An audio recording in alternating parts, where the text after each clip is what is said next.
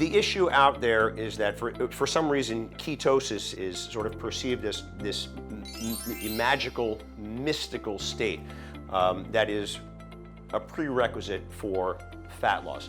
In actuality, that is very, very, very remote from the truth.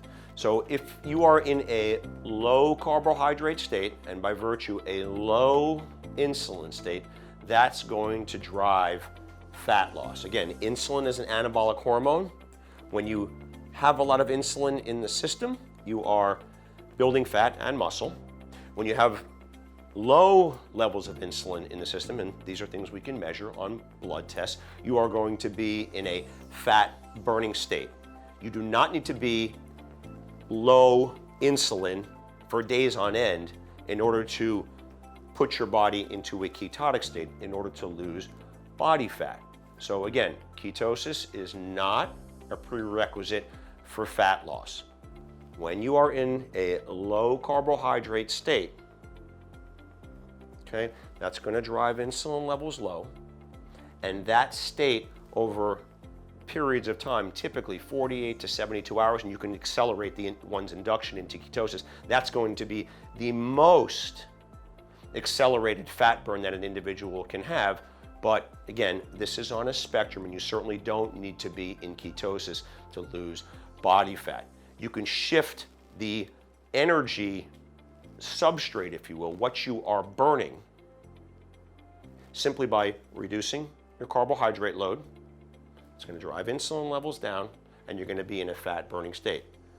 Okay? Now, you can concomitantly, all right, be burning fats and carbohydrates. As a matter of fact, most people are doing just that. We can check that on our gas exchange machine, and we can see that depending upon what you've chosen to eat, you can shift that ratio. So say 75% carbohydrate burn, 25% fat burn, or ketone burn for those that are in a classic ketogenic state, and that would be an individual that is carbohydrate depleted for days and burning predominantly fat/ketones, because ketones are related to fats, and very, very little carbohydrates. Whereas an individual that's consuming sort of a modified ketogenic diet, which is what I use in my clinic here, those individuals are going to be burning, say, 75% fat,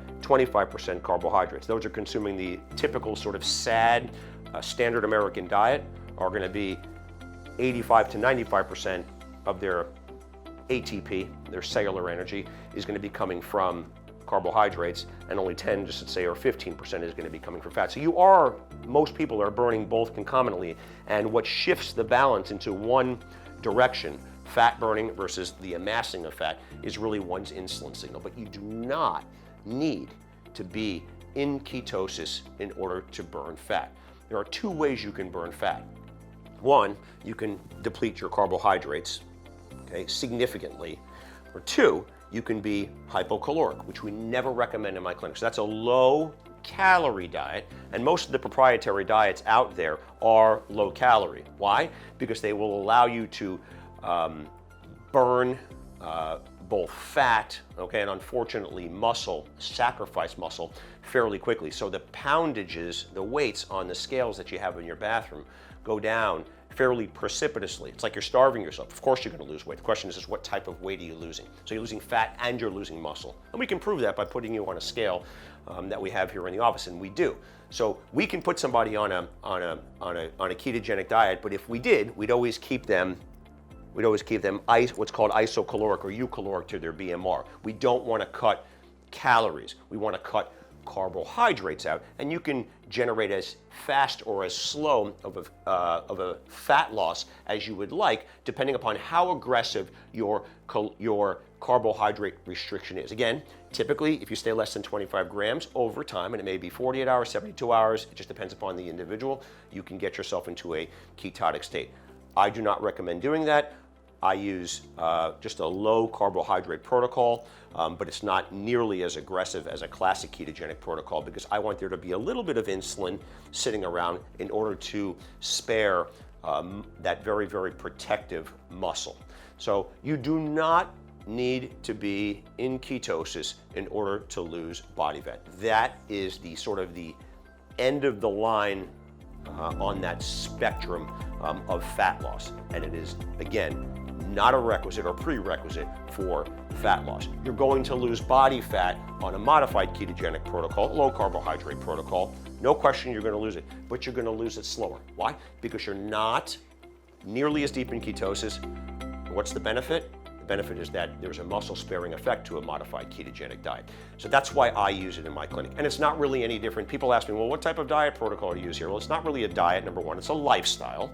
That's number one. And if you were to really take a sort of a closer look or a deeper dive into what my protocol, my office protocol, looks like, if you will. Well, everybody has heard of Jack LaLanne, right?